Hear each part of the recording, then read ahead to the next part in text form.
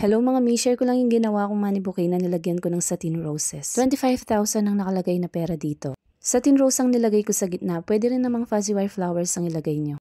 Ganito ko inarrange mga mi. Bale 11 pieces na satin roses ang nakalagay. Tapos naglagay ulit ako ng pera paikot. Next wrapping na, yung isang wrapper finold ko ng ganito. Tatlong ganitong fold ang gagawin mga mi tapos nilagay ko na paikot. Kung nabibilisan kayo mga mi, meron tong mabagal na tutorial. Sunod gumamit ako ng ibang wrapper mga mi pero same fold pa rin ang gagawin. Ilalagay din paikot. Pwede kayong gumamit ng hot melt glue or tape sa pagdikit.